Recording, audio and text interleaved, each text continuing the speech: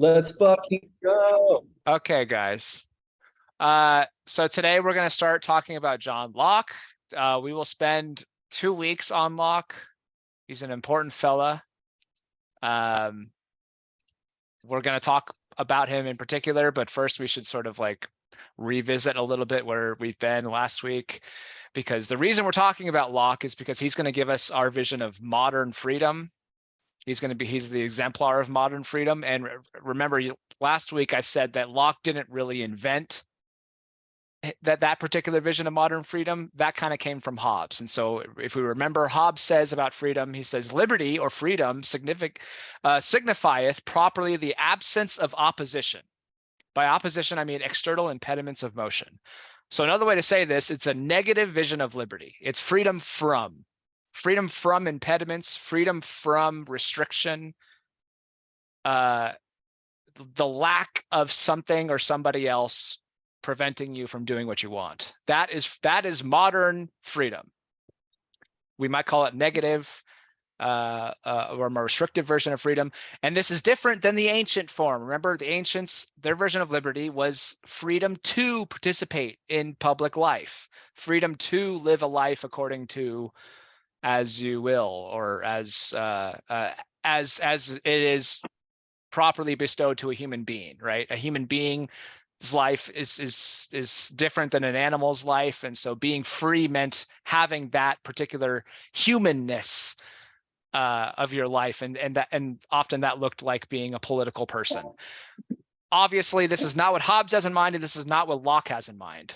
What Locke has in mind is this vision of freedom, the non-interference vision of freedom. And we'll also see that it is materialist. He will share that with Marx and Engels, who we will look at in a few weeks from now, after a brief interlude, I believe.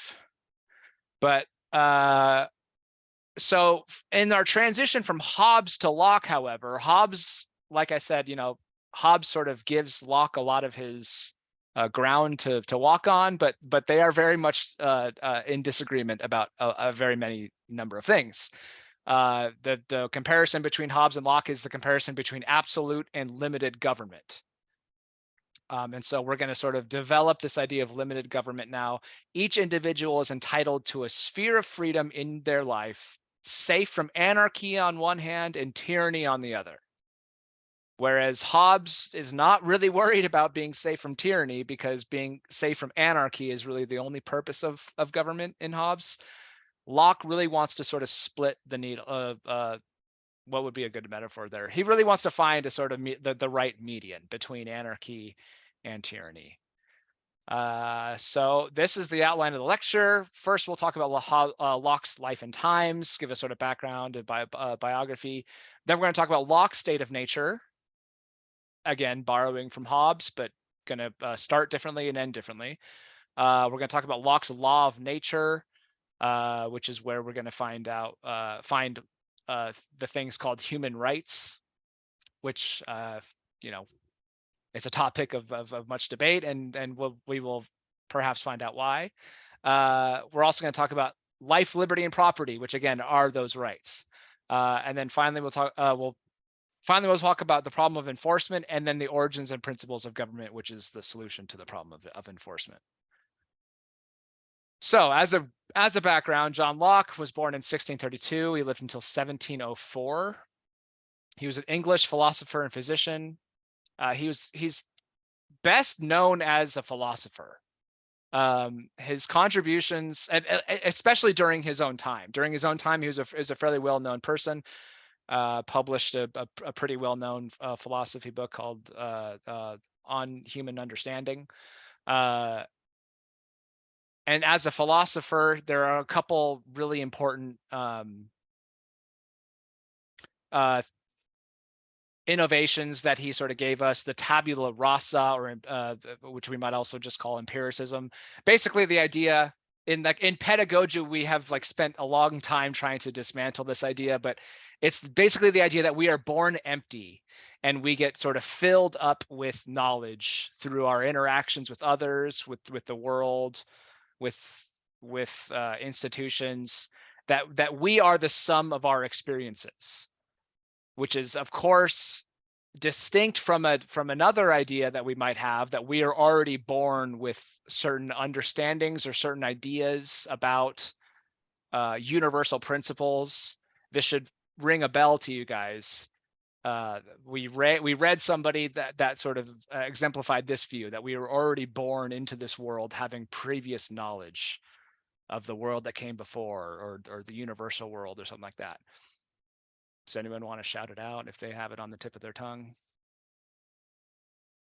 Well, it was Plato. Plato says that, right? And so Locke sort of like Plato said gives us that. Locke sort of gives us the antidote to that.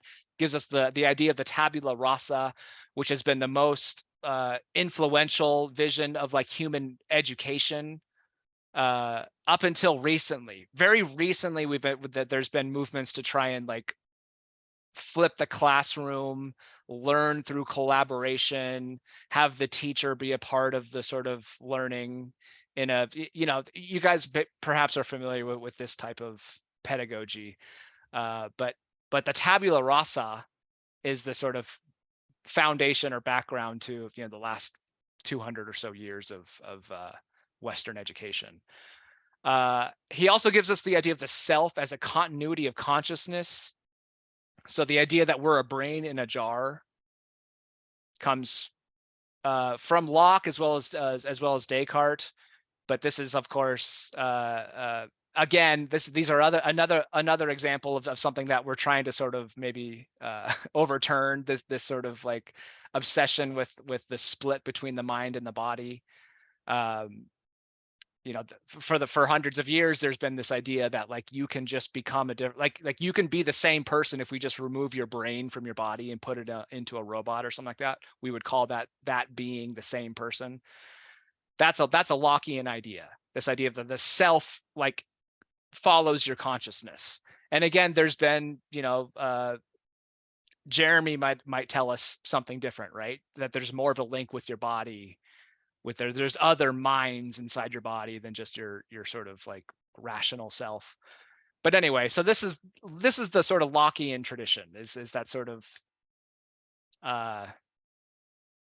well, there you go. So those are his sort of innovations as a philosopher, but we're interested more about his political theory. And it's through Locke that we get the idea of the Western liberal constitutional state, the limited government, right? We'll sort of examine that today and next week. He also has really interesting ideas on religious toleration. We're not going to talk at all about religious toleration, but his innovations regarding it are really influential. The idea basically, it's separation of church and state. The state can neither promote nor exclude or hinder the practice of any religion. Favoring one religion at the expense of another, anything that links the state to a religion, or penalizes a certain religion, singles a religion out for criticism, anything like that is Locke views as going to undermine the authority of the state, and so therefore is illegitimate. And finally, he's a theorist of rights, of political rights. And we're going to see how his vision of property, in particular, his vision of property rights, comes to. We tend to think of property rights as one right? We have the idea of like life, liberty, and property, right? We might have that idea, and these are three different rights. But for Locke, property rights really includes life and liberty. Your right to property is your rights. Everything else sort of like collapses into the rights to property. And so we'll see how he sort of makes sense of that. And he's also a theorist of revolution. And so for as much as we might uphold Locke as the sort of the theorist of buttoned up constitutional government, he's also a theorist of toppling said government when it's not doing what it's supposed to be doing. And we'll have to wait to talk about revolution next week, but that's where we're going to go. So Locke, he studied medicine at Oxford. He was an undergraduate there. He was a graduate fellow. He was a teacher. He stayed there for 15 years, basically. When Locke was 34, Anthony Ashley Cooper, who's the first Earl of Shaftesbury, had come to Oxford campus seeking treatment for his liver infection. And he was very impressed with Locke. Locke hired and hired Locke to be his personal physician, part of his retinue. So Locke leaves Oxford, follows Anthony Ashley Cooper back to London, acts as his personal physician, and saves his life. Anthony Ashley Cooper later says that, he says over and over again that Locke saved his life because he performed this really risky surgery to sort of excise a cyst from his liver. And back then, surgeries were gonna, opening up a body back then was very risky, and Locke was able to perform it and gave this guy, a couple more decades of life, and it was very successful. Locke served as the secretary of the Board of Trade and Plantations to the Lord Proprietors of Carolina. So this is the period of England which companies were sending folks to America to engage in business there. And so what they did, and this was the colonies, right? It wasn't that England was sending folks to sort of colonize the New World. It was companies. It was private companies that were sending folks to go extract resources from the New World. And, because they all banded together, like close by each other, companies did, based on their country, that's how the sort of states became associated with particular European countries. So this is like East India Trade Company time. Yes, yeah. All that shit. Okay. And so Locke was back home in England, in London, serving as a secretary to the folks that were in charge of the Carolinas. And somewhat controversially, he was we think he sort of wrote the Constitution, one of the original constitutions of the Carolinas, which included things like, slavery, how much a human being is worth when they're sold into slavery, things like that. So he's like in the middle of he's in the middle of the wrong side of colonialism, kind of like the bad side. Totally. And there's an entire chapter in the book that we're talking about today on slavery, and he's not somebody that says slavery is like like an abomination. There's a justification for slavery in his theory as well as in his life. Like he sort of profited and benefited from, slavery in a very direct way, right? He didn't own any slaves. Is there a right side of colonialism? Well, some argue that slavery is justified. Some argue that the folks that, the argument goes something like people end up with running water where they didn't used to have, right? That's what they say, Maverick. Yeah, the Parthenon, the pyramids, things like that are built. Those weren't built by slaves. They were built by aliens. No, they were built by paid workers. Oh yeah, right. No, I'm serious. Look it up. I'm dead serious. Well, isn't there like debates about who built the pyramids all the time? Like we don't really know. They were built by people who were they said they were slaves because they were worked so hard, and they were, but they were still paid for their labor. They weren't actually slaves. Oh, okay. Well, in many ways, slaves are paid in one way or another, right? It doesn't have to be wages. Oftentimes they get room and board, things like that, right? So it's not a justification for it, but it's, just the thing that people say. I'm just kidding. Well, so this guy that Locke is following around, he was hired by this guy, Anthony Ashley Cooper, the Earl of Shaftesbury. He ends up being a really successful politician during a really tumultuous period of time. And I have it sort of depicted here in the sort of, I'm not going to go through all this. This is called the Exclusion Crisis. Somebody who's more England crown pilled knows more about this than I do. Essentially, the king was being pressured by Locke and this guy to exclude his nephew or his brother or something like that, right? And it was about somebody was worshiping the wrong god and whatever. But essentially the important part is that Locke is sort of like linked to this guy who's a very successful politician, right? Successful such that when his enemy gets crowned, they both have to flee the country. So Anthony Astor Cooper, he becomes like a founder of the Whig Party, becomes Lord Chancellor. Locke's position at his right hand was both a chance for Locke to impart political wisdom upon Anthony Astor Cooper, and also learn from him. And so it's during this period of time that he writes the two treatises, of which the second that is the one that we care about. The first, I'll say a little bit about the first, but the second is one we care about.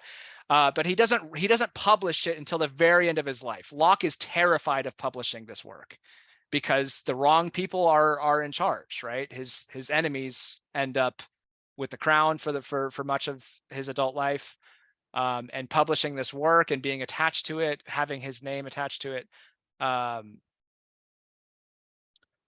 Oh, I'm sorry, I got this wrong. So he publishes it, but he doesn't tell anybody that he wrote it, right? It's published anonymously. That's the important part. And so he doesn't want anybody to know that he wrote it because it would be very dangerous for him to, for the wrong folks to find out that it was him who wrote it. And so let's find out, what was so dangerous in this text, for him.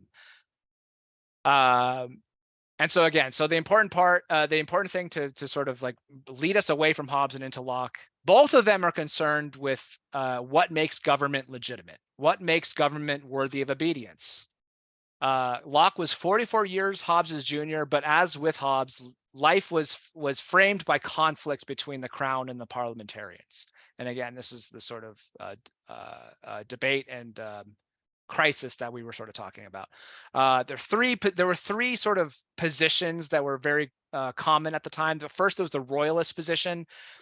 Monarchy is the only legitimate form of government. Divine right of kings makes it legitimate. Just as God ordained fathers to rule over their families, he also appointed kings to rule over their peoples. Monarchy has always been God's preferred form of government. From David and Solomon to Peter, heaven is a kingdom, so earth should be a kingdom, and we can make it so provided we have the right people in charge, right? This was what excused for like a particular political opinion at the time, right? You would run up on somebody on the street and ask them what their politics was, and you might as well get somebody that was a royalist, right? And they would say things like I just said. The second position was influenced by Hobbes, right? Hobbes became a very influential political theorist after the publication of what we read last week, Leviathan. Hobbes's position, it's not the form of government, but its effectiveness in relation to its essential function, which makes it legitimate. And remember, government's essential function for Hobbes is to protect our lives, right? Because absent government, absent the sort of power to keep us in awe, we are subject to the most brutal forms of anarchy, of war, of all against all. So government's essential function for Hobbes is to maintain and secure peace. Insofar as it serves this purpose and fulfills this function, government is legitimate. That was the second position that was very common at the time. You would find royalists and you would also find Hobbesians. The third position, the one that was revolutionary, the one that was breaking through now, the one that Locke wrote his book about, and the one that we sort of take for granted now, the one that became the position that we now all fight within, is the parliamentarian or Lockean position. And it is this position that says something like government's legitimacy depends upon the consent of the people. All people are equal in the eyes of God. Government requires the consent of each. When there's disagreement, the majority shall rule. But ruling majorities should still respect lives and liberties of minorities, since ultimately everyone is equal. So underneath all that is a sort of recognition of common equal human rights. And again, like I said, that is the position that won, right? That's the position that we recognize as one that's almost not it's not disagreeable, isn't it? Almost everybody holds that position, and our political debates are held within that box You title that box and then you throw everybody in it, and then we all fight inside that box. That's the position that won. So in the midst of this debate, Locke comes down on the parliamentarian side, obviously. He seeks to provide a rational intellectual justification for this position. And so he sets out to write these two treatises. The first treatise is a detailed rebuttal of Robert Filmer, who's a person who has just been lost to history. Nothing this dude did is remarkable. He has a Wikipedia page mostly because Locke wrote his first book trashing it. But this dude, he was a royalist, right? Robert Filmer, he argued for the natural legitimacy of patriarchal authority. It was basically the idea that fathers rule their families, and so therefore kings should rule us. That Dude, was the what if essential argument. fate worse than death? His What? his only To be mark, ruled- he has a Wikipedia page only because someone else wrote a book fucking absolutely calling him a dumb idiot. Gnarly. Dude, sounds pretty cool to me. At least he has a Wikipedia page. So Alright. this first treatise, right? That, like I said, so we read the second treatise, but the first treatise is a rebuttal to this guy Robert Filmer. I said all I have to say about it. It's also like an excellent cure for insomnia. It itself is an awful treatise. The second treatise, however, Locke seems to have been sort of struck by divine inspiration. The writing clears up in a really magnificent way. It's quick, it's punchy, it's short, it's powerful. There's almost nothing to there's so much to say about it, but at the same time that you can almost only like restate what's being said. There isn't a whole lot to sort of like provide commentary about. And it's a wonderful book. I highly recommend reading it, adding it to your libraries. It's like 100 pages. It's not a big deal. The second treatise of government, but that's what I think we should. Okay, and I had a little bit think about Robert Filmer because it's funny, but let's talk about the second treatise because that's what we're all here for. So Locke, instead of waiting 11 chapters like Hobbes does to get to the state of nature, Locke begins right away with the state of nature. And so if you remember from last week, we talked about Hobbes' state of nature, but Locke's state of nature is very much the same thing. It's a thought experiment. It's an intellectual device. To figure out what kind of government is legitimate, we have to figure out the essential purpose of government, right? To figure out the essential purpose of government, we have to speculate on how they arose in the first place. To figure out how they arose in the first place, we have to get an angle on human motivations and purposes. But motivations and purposes as they existed before society and government emerged. Because when society and government emerges, it might change our motivations and purposes. So we have to sort of conceive of ourselves before all those trappings. So the state of nature is a way of figuring out the essentials of human nature, of how we essentially are before we created political societies, which in many ways distort how we are. And so this opens up a huge debate, right? Immediately we have a problem with this, right? Because is this a philosophical construction or a historical reality? When was there a state of nature? And the answer is there wasn't one. This is not a form of political anthropology. We're not trying to like actually find out in history how governments formed. It's not what we're up to. We're doing a thought experiment. We're doing a sort of logical reconstruction of the logic that undergirds our societies. That's what it's about. And so that's either convincing to you or important to you or interesting to you, or it's not, That's my best read on it. A lot of students have a real hard time understanding why do we care about the state of nature? There never was one. And my answer is just the one I gave you. It's either interesting to you or not. It's interesting to these folks and they think it's interesting. And our best estimate as to what they were up to is to say something like, this is the logic that undergirds why we interact the way we do, why we've constructed what we have constructed. So they're products of imagination, but they're based also on empirical study of both ancient civilizations and indigenous society, and that they're not really based on empirical study of ancient civilizations and indigenous societies. That's the best way of saying that. So this is how he begins. This is the beginning of the book. He says, to understand political power right and derive it from its original, we must consider what state all men are naturally in, and that is a state of perfect freedom. So already we have like immediately this is very different than Hobbes, right? That is a state of perfect freedom to order their actions within the bounds of the law of nature without asking leave or depending upon the will of any other man. A state of perfect freedom, he says. Freedom natural. Unlike an Aristotle, we don't need a polis to realize freedom, right? Aristotle would say something like, you are not free until you have a political community to act in a political way, right? That's where freedom comes from. Hobbes says something entirely different, but Locke is here saying you are free before politics.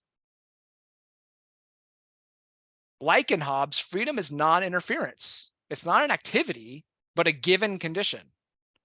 Freedom is unconstrained ability to order our actions as we see fit, without having to ask permission of anyone else. And so lacking authority, lacking any sort of structure on top of you, of course, you're going to be in perfect freedom. And then secondly, he sort of says here that within the bounds of the law of nature, that you are in freedom within bounds. So there is such thing as a sort of natural law that sort of structures, that girders, that sort of restricts you in some way. So you're free, but there is a sort of guiding order to life in the state of nature. How is that possible? How does that make any sense? Hold that thought. We'll get there. But what do you guys have to like? How does this differ from Hobbes?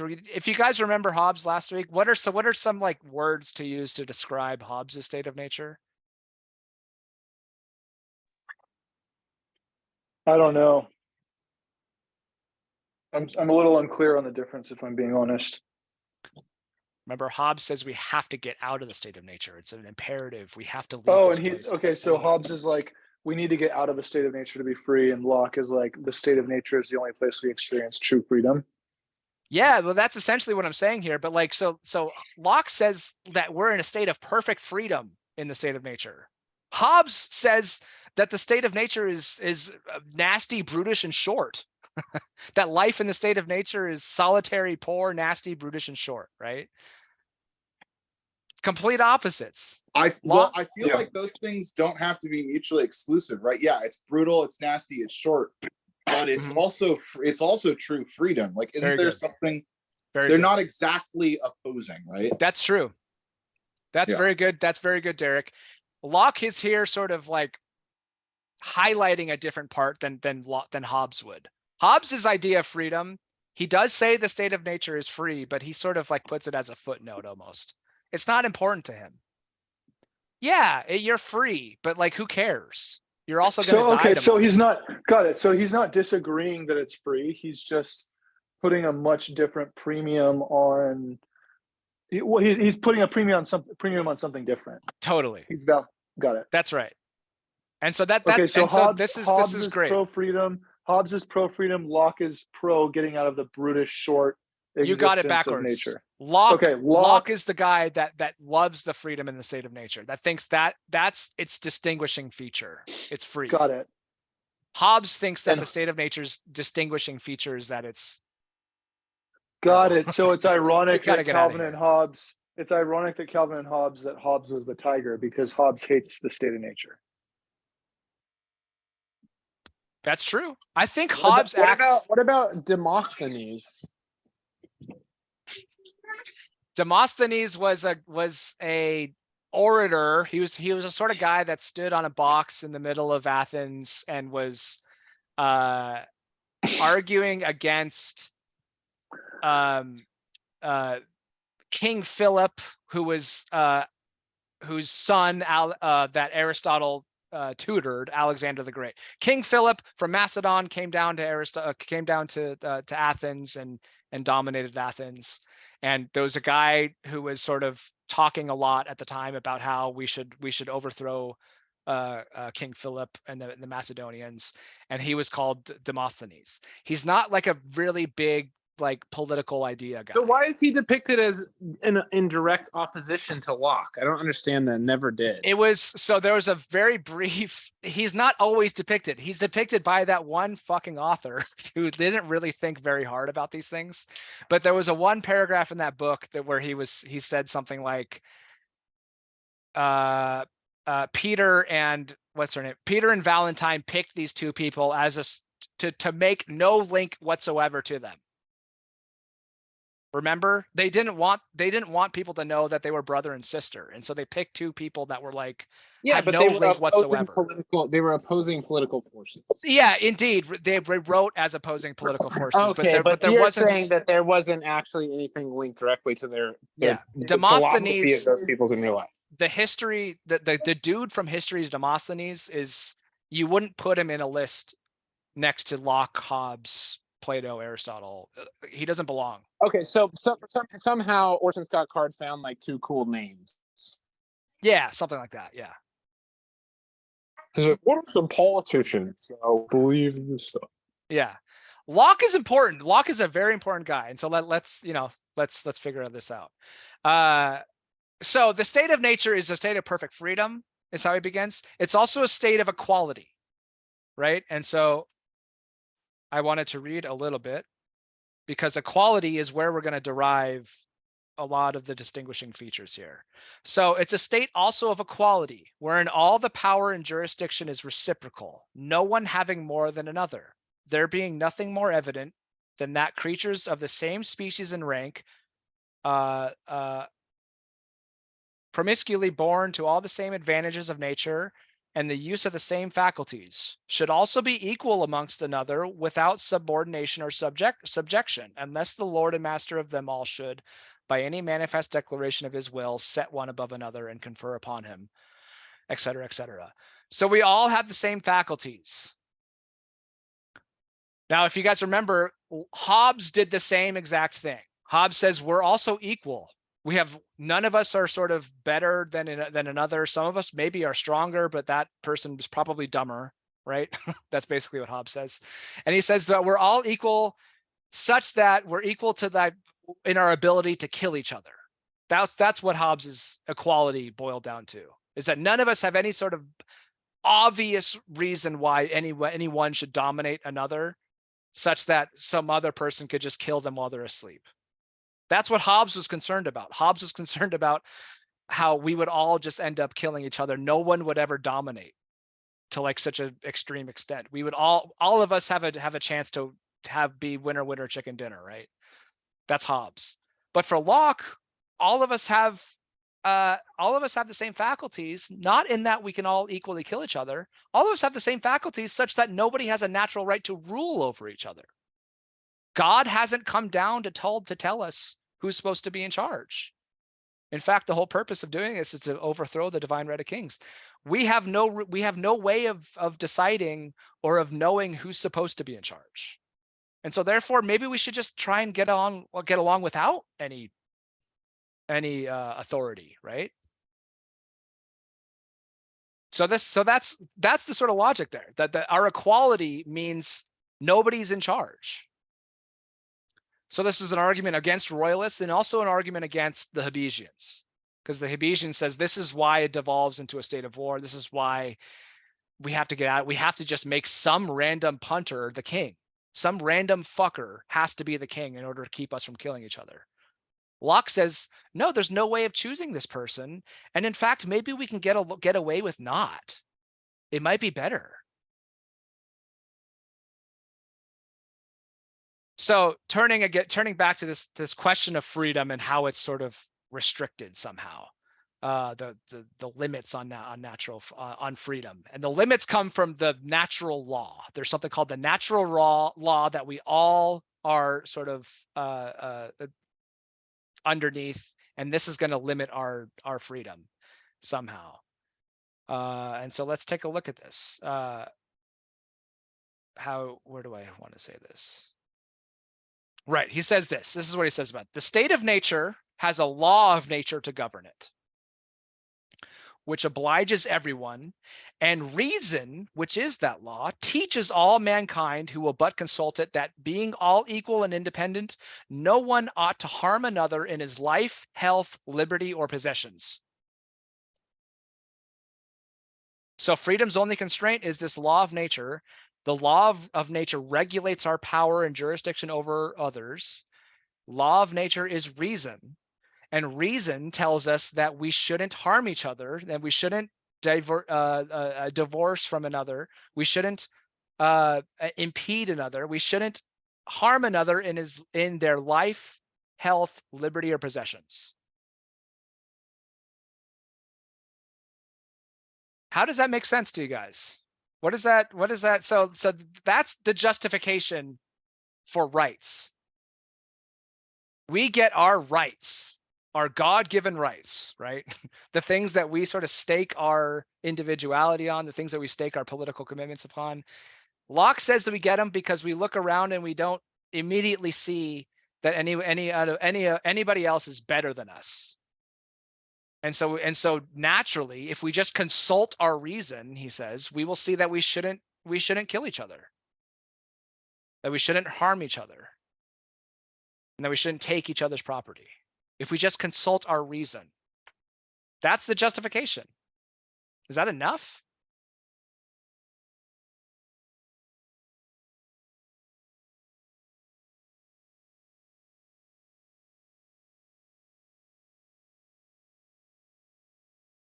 This is the quote here I just read.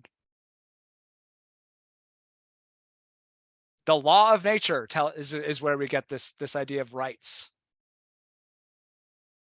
And look, rights have been the sort of backbone of civil government, of constitutional government since Locke wrote this. And they're the justification that we all have rights. We all have rights, obviously, right? They're self-evident. That was Thomas Jefferson's way of sort of plagiarizing Locke. They're self-evident. Locke says, if we just consult our reason, we will see that we have these rights. Is this convincing to you? Am I the only one that's not convinced, I guess? No. Well, I guess yeah. Somebody go first. Anna, go first. Okay.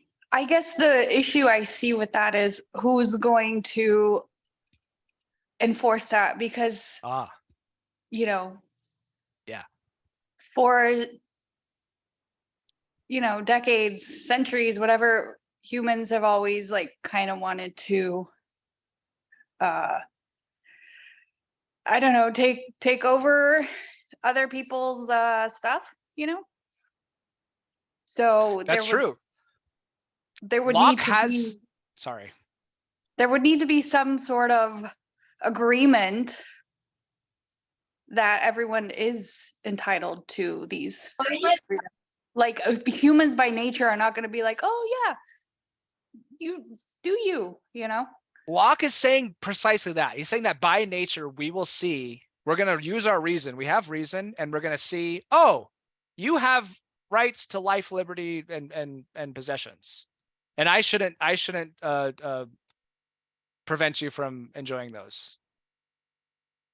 If I'm a reasonable person, I will see that.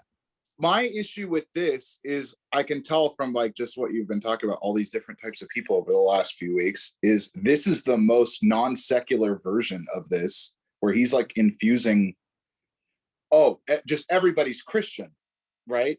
Everybody understands there's an omnipotent and infinitely wise maker. Yeah. He's like already making assumptions on what people should believe based on how they were raised. Like, I feel like this is a very narrow view of like humanity in general across the globe. Like, yeah, it applies to you and everyone you know and everyone you've met and probably everyone you will meet in your life, but that's like a tiny infinitesimal fraction of humanity. So I think it makes too many assumptions. So Locke is the theorist of the cis white male. That's true. And there's a number of criticisms that we could say, that this is very sort of Euro heterocentric, sort of normative, white normative maybe. Exactly. And yeah, very Christian, right? Yeah, and we're just at the fucked up end of it like 300 years later. You know? Yeah. It's just interesting that like he feels it's fine to just move from state of nature to like, obviously we have rights. Look, just consult your reason. Just consult your own thinking. You know, you'll see that everybody has rights. And it's just a move that I have always found interesting and worthy of investigation. I think my most charitable read of it is something like, you will see in others yourself. It's sort of the Hobbesian sort of know thyself thing from his introduction. I don't want to be divorced from my life, right? I don't want to be deprived of my possessions. I want my health to be respected by others, and so therefore I should respect others. He doesn't say that, but I think that's my most charitable read of like why we have rights in Locke is because we want them respected in ourselves, and so therefore we should respect them in others. That's my charitable reading of Locke there. But so the important part for Locke, what Locke wants us to get from this idea is that it's a state of liberty, but it's not a state of license, right? There's a sense that we have this sort of freedom, but it's not an unlimited freedom. We are free insofar as we're not limiting the freedom of others, right? That's the important sort of part. And so we don't have license. We have freedom, but it's not a state of license. And so our rights sort of end at the beginnings of our neighbor's rights, right? Then this is the important concept. This is the development of that concept in the West, is that our rights extend out from us, but stop right at the beginnings of my neighbor's rights. And such that he encroaches upon my rights, I can exclude him from mine, right? I can sort of set up boundaries and things like that. So that's the idea of the natural law. Natural law sort of like creates in the state of nature a type of system of that we can get along with each other. We can exist in the state of nature. Locke really thinks that we don't need a government. At least in the first instance, we don't need a government to sort of perpetuate this sort of system where we can get along with each other because we recognize each other's rights. And so let's talk about property and how property comes to include life and liberty. This is Locke's innovation, property rights, how property rights become natural. And what we're going to see is that property is derived from labor. Again, this is another Lockean innovation, that labor becomes the sort of central focus on how we get property. We get it from labor. And it exists across a long line of sort of moral and religious dignity about labor. Of course, there's a really famous poem by Milton, Paradise Lost, of which I've gathered a brief couple lines here that says, "Other creatures all day long rove idle, unemployed, and less need rest. Man hath his daily work of body or mind appointed, which declares his dignity and the regard of heaven on all his ways." So humans are the laboring animal, right? We're not the political animal. We're not a social animal. We're not the reasoning animal even. We're the laboring animal, right? And so we're going to see that's Milton's gloss. Marx will pick up that one. And Locke doesn't disagree with this at all. Locke really has a regard for labor, but he's gonna think its importance lies on what it results in, not really on labor itself. And so what it results in is property. And so this is the labor theory of property. The right to property originates in labor, and we will get it here on this quote. I will just read it right now.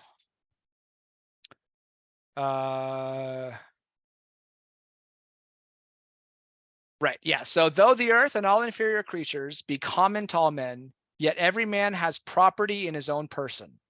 This nobody has any right to but himself. The labor of his body and the work of his hands, we may say, are properly his. Whatsoever then he removes out of the state of nature, the state that nature hath provided and left it in, he hath mixed his labor with, and joined to it something that his own, and thereby maketh it his property.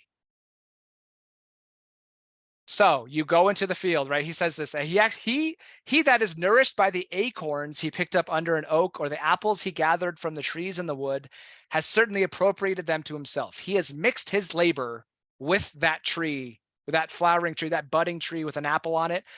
You mix your labor with it, you grab the apple, that apple is now your property. That's the logic of it, right? That's the essential, that's the idea of labor theory of property. Of course, it's much more complicated than that when we think about our own jobs and the property we accumulate through our own jobs, through our own wages that we get from our working our jobs, and therefore, we go.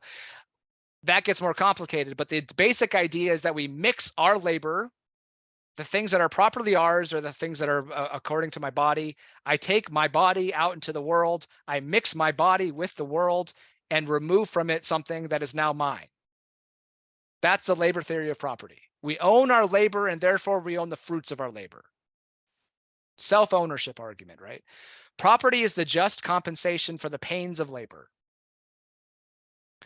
And so Locke goes on to say things like, when property is derived from labor, people have an incentive to work for the benefit of humanity. Land becomes more beneficial to everybody once it's been improved. This is another sort of Lockean idea that, like, when land is held in commons, right?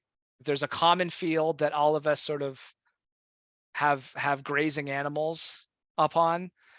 If somebody comes by and improves that land, creates a factory on that land that produces feed for animals, nobody needs to, like, that land is now we can now say that land is improved, and it benefits humanity to do so, because we can create more feed for the animals. We don't have to let them graze upon a field that might not be fertile in the winter, right?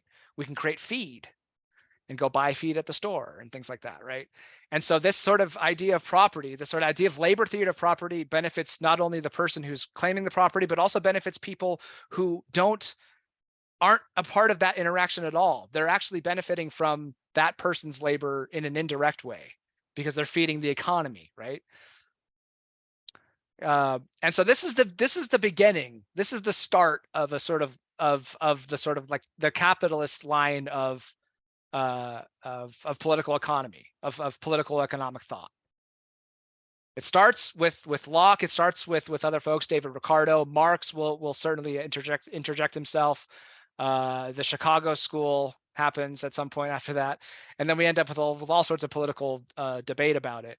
But Locke is very much involved in the beginnings of this type of thinking, this type of economic thinking, and how it relates to politics, or what we might call political economy.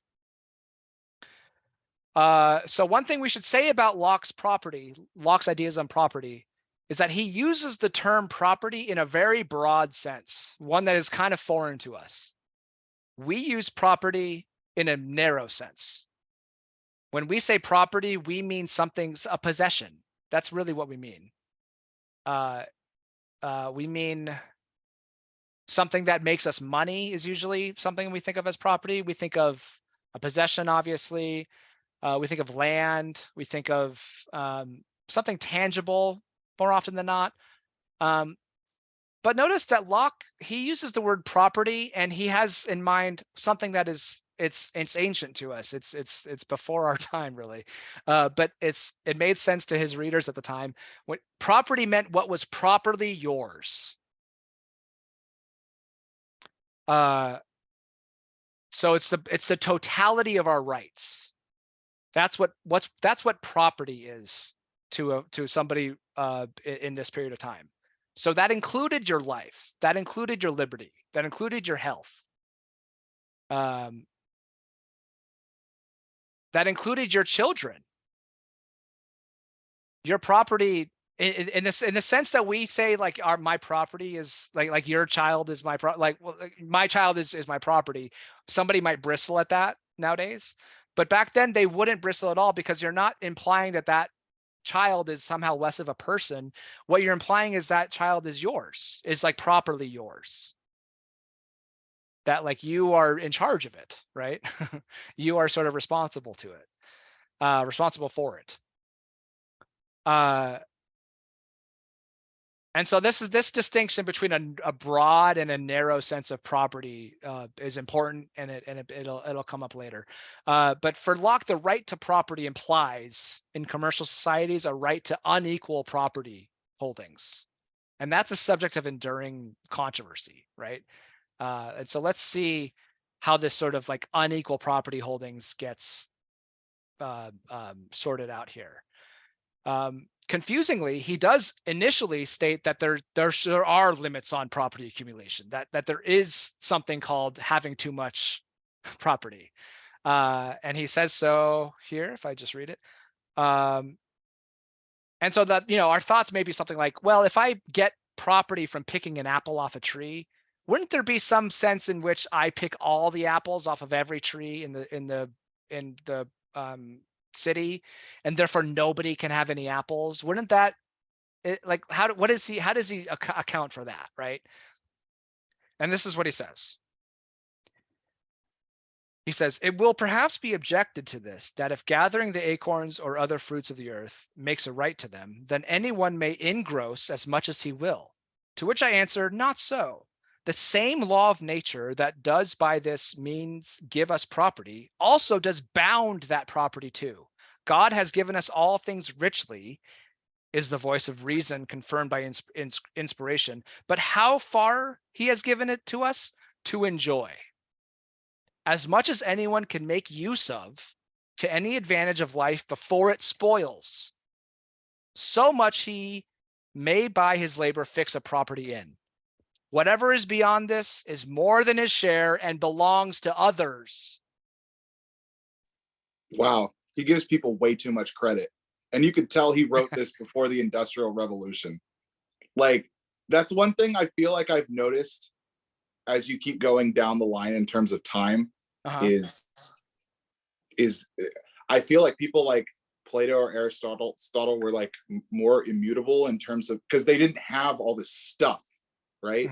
Like they were very based in the limits of their society, whether they knew it or not. I mean, at the time they thought that was it. Rome was like the fucking jam, right? And now we're getting into, I mean, none of these people I feel like would exist in the 21st century. Like you can't give people this much credit. You can't be talking about God. You got to be more secular. Like it's, I can't. So help tell but, me, like, tell me what. So you're saying he's giving people too much credit. Do you think that like, because he's saying that there is a limit. There's a limit to how many acorns you can gather. Spoilage, right? Spoilage is exactly right. And you're saying like nobody's All gonna we do is respect that. spoil. Right. No, Okay. no one gives a fuck. If I can make a bunch of money off of spoiling half of what I do, I'm gonna do it anyway, right? Yeah. As opposed to just taking what I need. Like everybody's on like the get mine mentality these days. So including all of us, right? So I like the idea, but like it goes to what I said. I mean, I feel like he gives people like too much credit, that they're gonna just be like, oh, I'm gonna enjoy as much as I can and make sure that I'm reasonable. Like, fuck you. There's no way. Like, well, so he'll have a response to you, because he'll say something like, look, man, I'm just talking about in the state of nature. That like in the state of nature, we will, when there is spoilage, we will notice that our neighbor is hoarding a bunch of apples and they're going to waste, and we will go over there and fucking take them. That's basically what he's saying. Okay, that part's cool. Then I'll wait for you to get there. And then, but what he will say eventually though is, well, we introduced money, and money allows for people to accumulate as much and not spoil anything. And so therefore it's probably chill. That's basically what he ends up saying. But so again, as far as the limits on property, it's just an interesting thing to sort of highlight. He says this: as much land as a man tills, plants, improves, cultivates, and can make use of, the product of, so much is his property. This appropriation of any parcel of land by improving it is not prejudice to any other man, since there was still enough and as good left, and more than yet unprovided could use. And so implied here is that there's a requirement in Locke that property extends all the way out, but not further than what is left for others. It's not limitless. Therefore, you can acquire as much as you can, provided it does not spoil and provided there's enough for others. That's like right there in the very beginning. And yeah, Derek, you might say something like, nobody's going to respect this. This isn't how anybody operates. But Locke is saying this is how, like, it's almost like how it should be. It's not like how it ought to be. It's like, this is. Okay, fair enough. It's like an idealist version Yeah. of what he's trying to say. That's fine. And it's an interesting thing to bring up because Locke is very much, Locke is often championed as the theorist of like limitless capital accumulation, right? He is thrown in with other folks, Milton Friedman, Hayek, you know, you might even say Ayn Rand, but like Ayn Rand's not really a philosopher. He's thrown in with them often, right? She's more of like a thought leader for our generation. You're right. But right here, you see that ingrained in Locke right away is this idea that like, look, I'm a little bit concerned about capitalist accumulation. That like there's a sense in which it could exclude others, and we should sort of find out where that limit is and like guard against it. You know, he's sort of on that line. And so spoilage, right? Spoilage and leaving enough for others. Those become some things that sort of that he's worried about. And so spoilage is an interesting idea, right? Because like it's easy to imagine spoilage when we're talking about apples, right? In the winter, they're going to spoil. If you've gathered 5,000 apples and you have 1 apple a day, that's too many apples, and that you're going to go to spoil. You should probably barter them for other things that you might need. You should probably sell them, right? That's basically what Locke is saying. And later on we'll talk about the implementation of money, but spoilage exists today, I would argue, at least, right? And so I have this link here. Instead of watching, it's 5 minutes long. If you guys ever heard of the Queen of Versailles, if you guys do these look familiar to you, these images?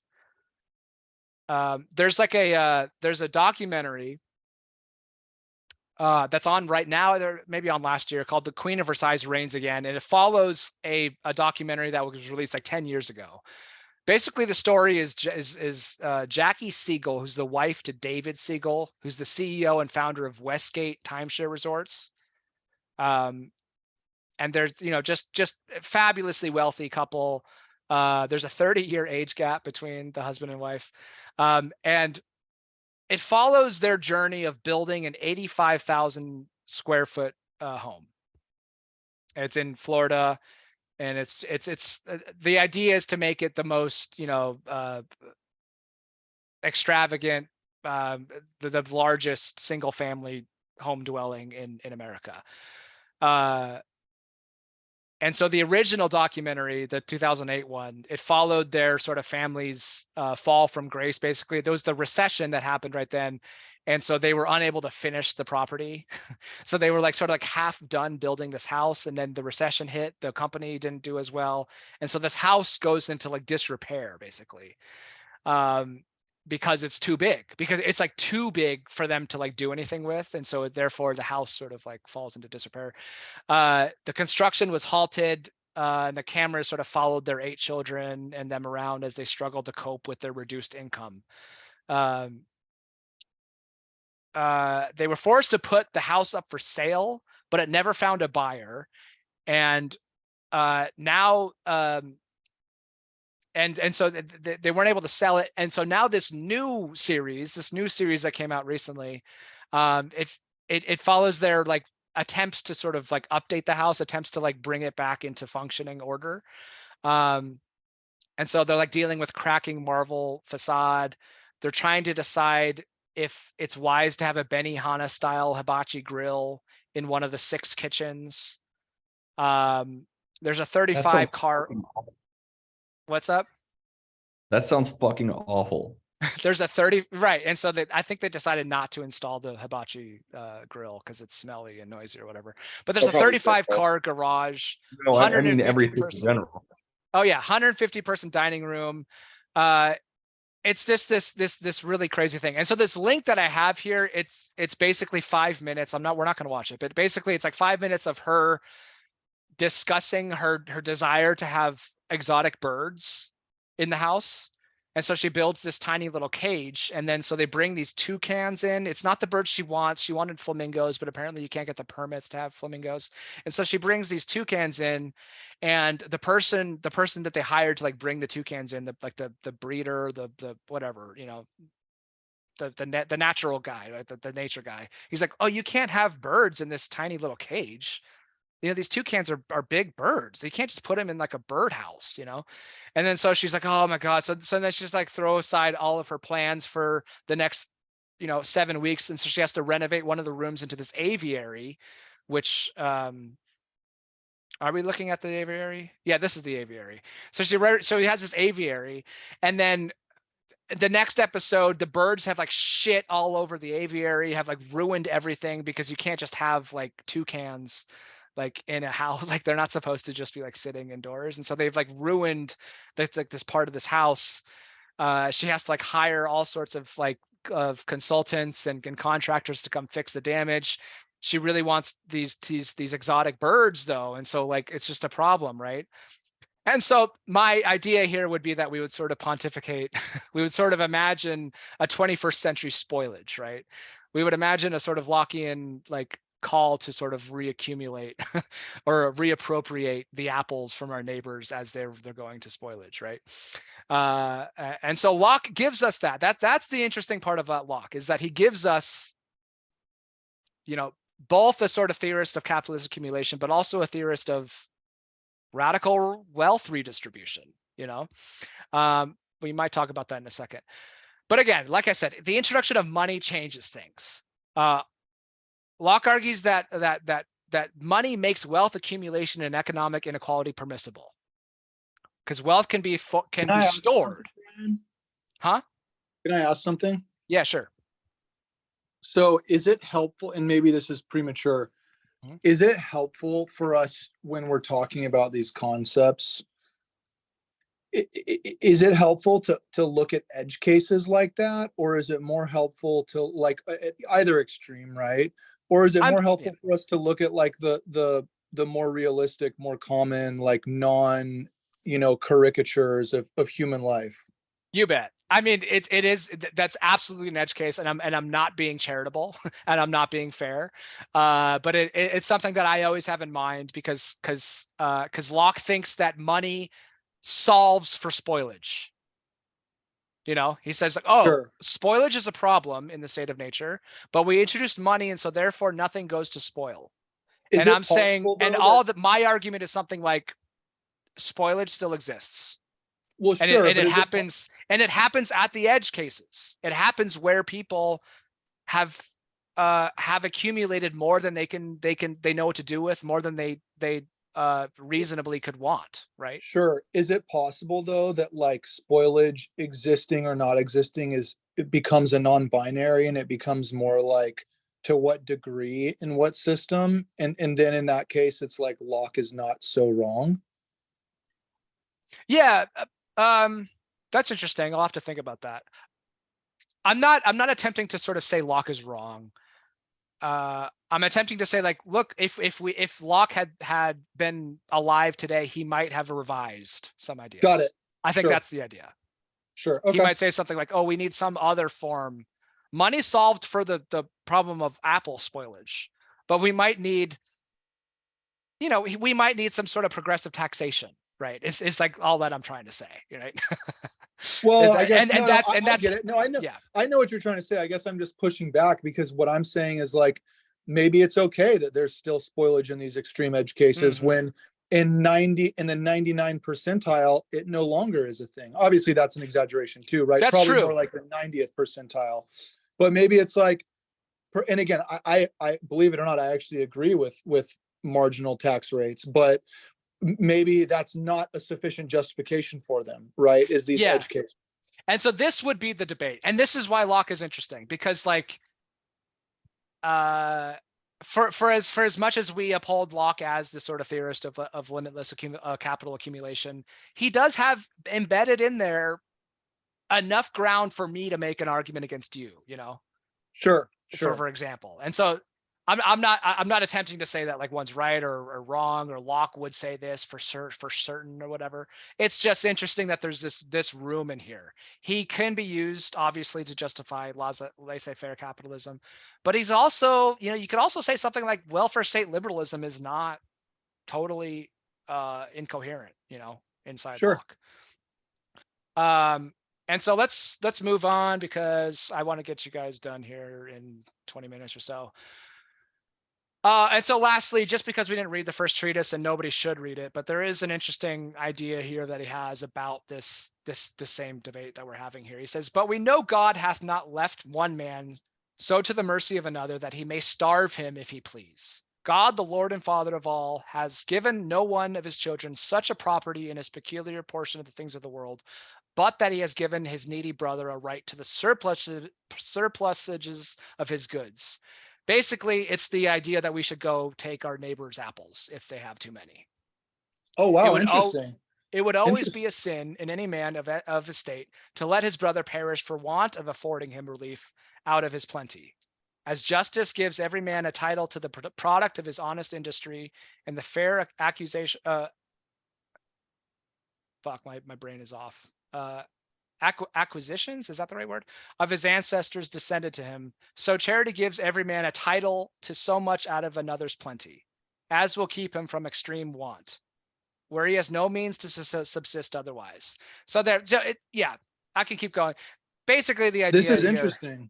Yeah, it's a sort of like humanist concern with the underclass that we, It's almost like a radical.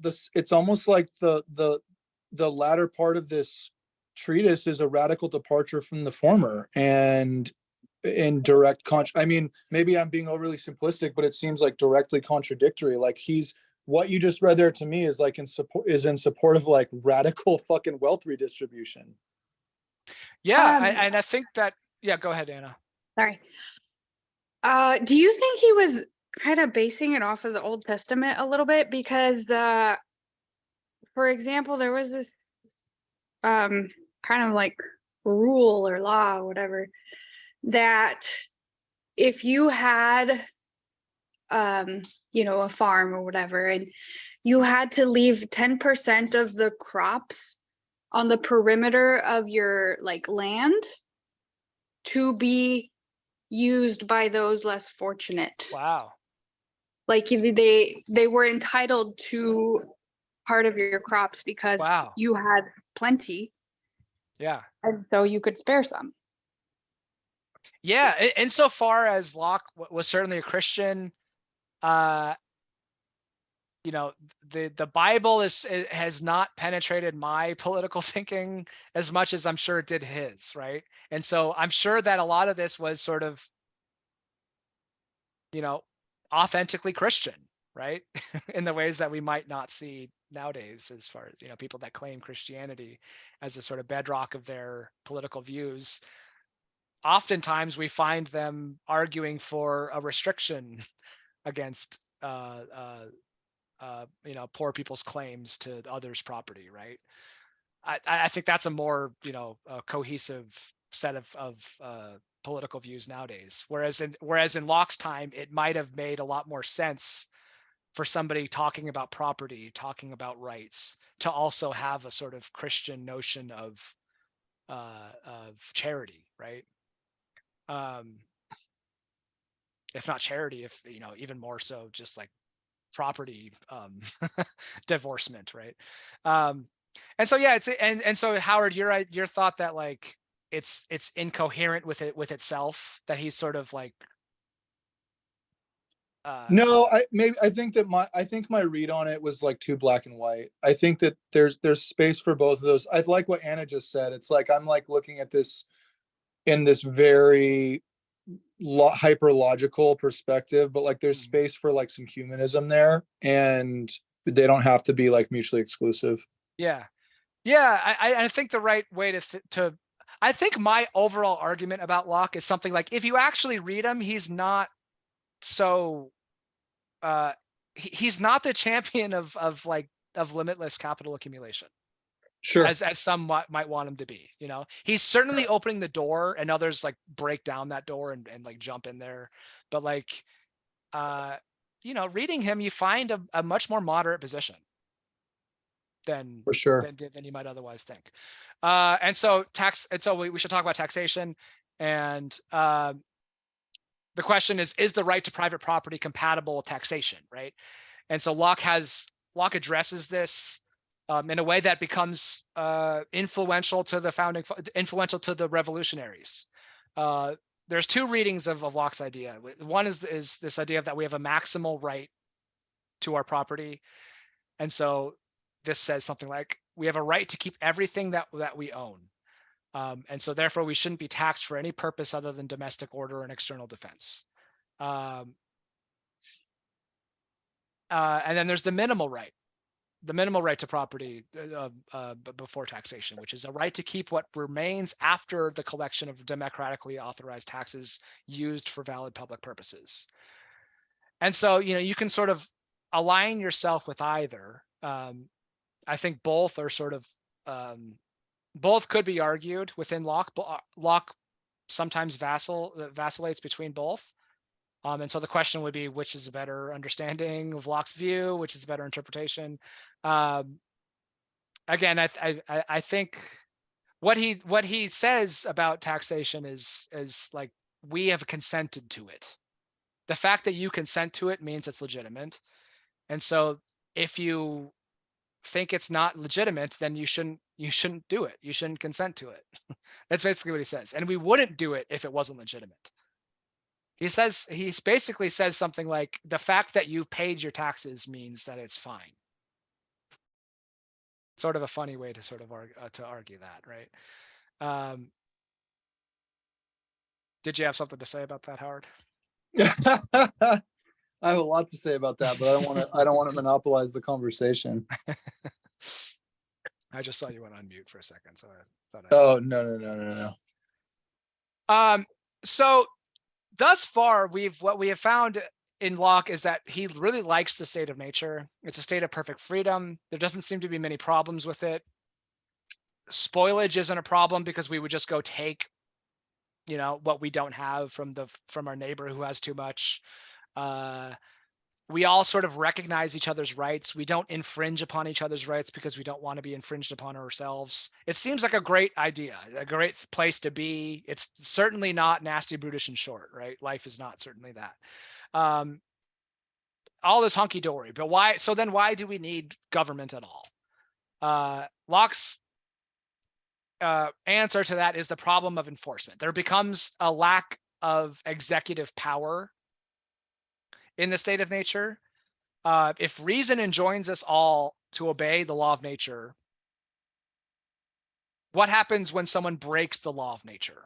In other words, what if there's just a criminal, a malcontent, somebody that doesn't agree with us? What if somebody doesn't respect that somebody has that their neighbor has property in life and liberty?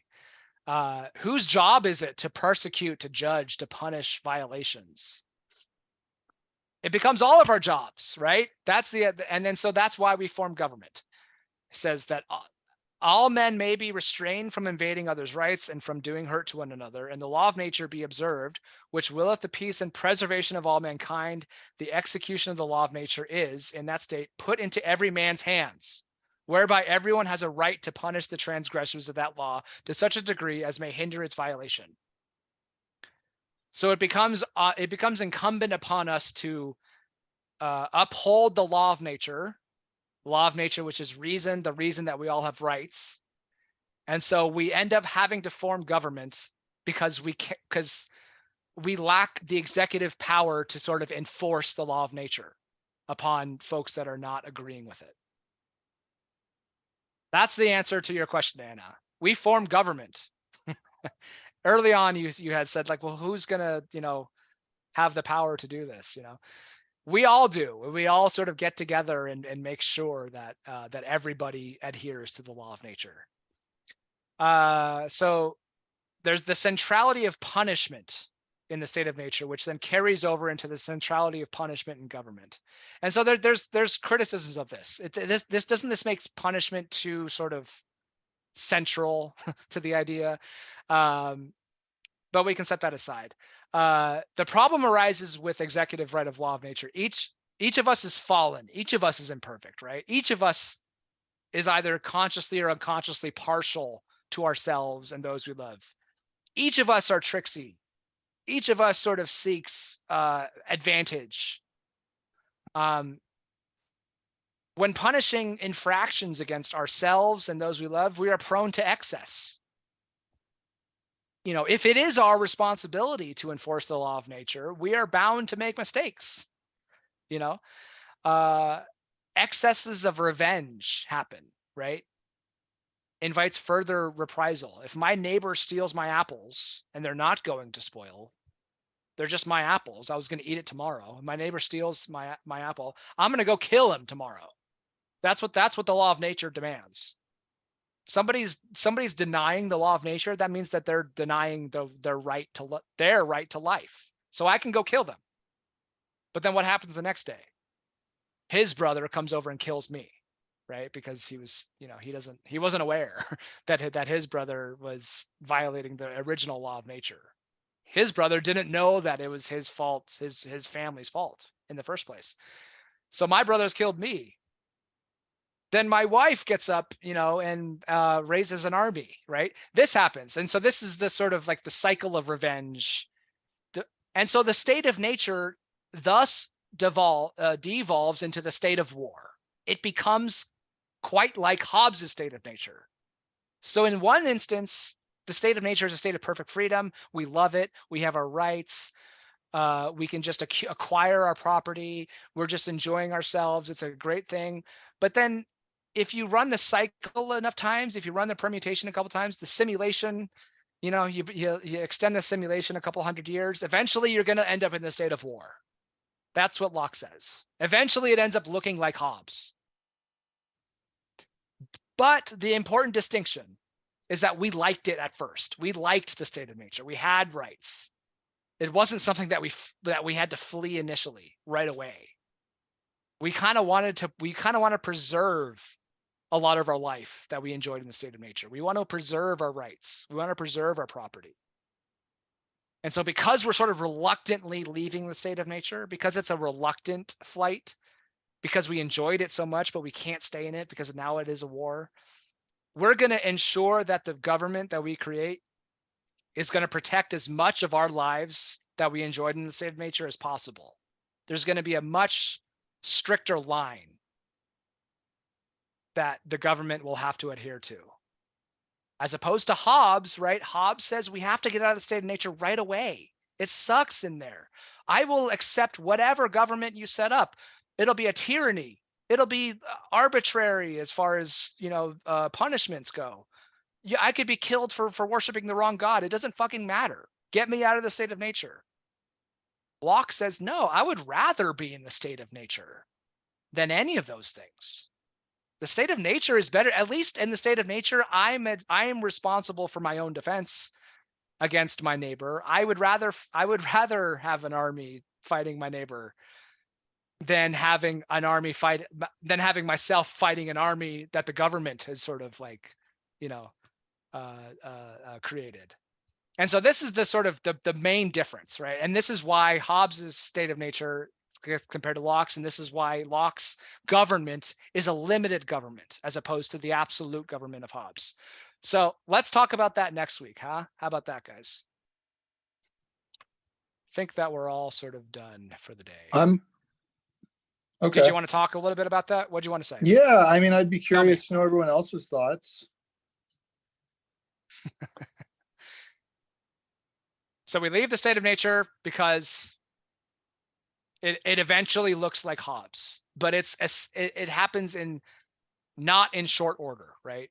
Such that we really wish that we could retain the state of nature. We loved it. Okay.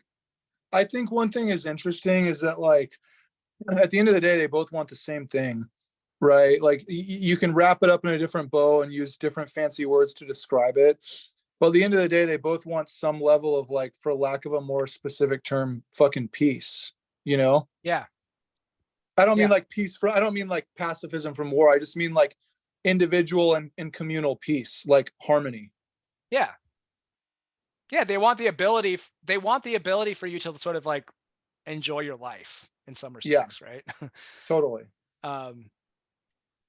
Even if that's, just waking up the next day. But what you said is really interesting because there's a lot of folks that write about Locke and say like, he's just Hobbes. He's just Hobbes in really? his sheep's clothing, Oh, huh. If What's the the state of argument nature there? devolves into a state of war eventually, what's to say, that any government that's formed is going to be encroaching upon, it's usually a sort of libertarian argument that says like Locke is the same fucking guy as Hobbes. Somebody is that that a thinks that we bad shouldn't thing? have any government. Got it. Okay. Because that person would say Locke is right about the state of nature, but he's wrong to say that we need to make a government to like protect ourselves. Got it. We can do it ourselves. We'll punish transgressors according to our own, our own ends. We don't need a government to get corrupt and like do it incorrectly and stuff. Sure. And so therefore, if Locke is so concerned about how the state of nature devolves into a state of war, there's no real difference between him and Hobbes. They both want a government. That's what that person would say, Got it. And so these are the things that are lacking in the state of nature, known and established a settled law. And so we end up disagreeing with each other. Again, these are all very similar to Hobbes's, ideas here. That there's just a lack of power. And so therefore it could be arbitrary who ends up living or dying.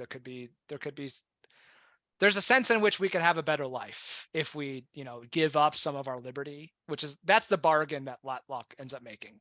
Give up a little bit of your liberty and I will return to you all your property, your life, your health, the rest of your liberty, right? All these things that are now threatened in the state of nature because it is a state of war. Just give up a little bit of your liberty. I'll tax you a little bit. I don't know. But I'll return to you everything else that you wish you had, that you once did, but now you can't because you've gotten into a war with your neighbor.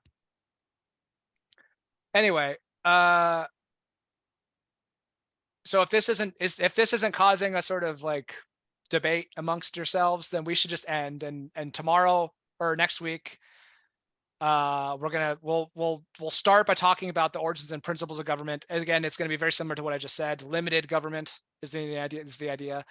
And then we'll talk about how that gets overthrown, why that gets overthrown, why revolutions are a part of our rights. We have right to life, liberty, health, possessions, property, and a right to revolution.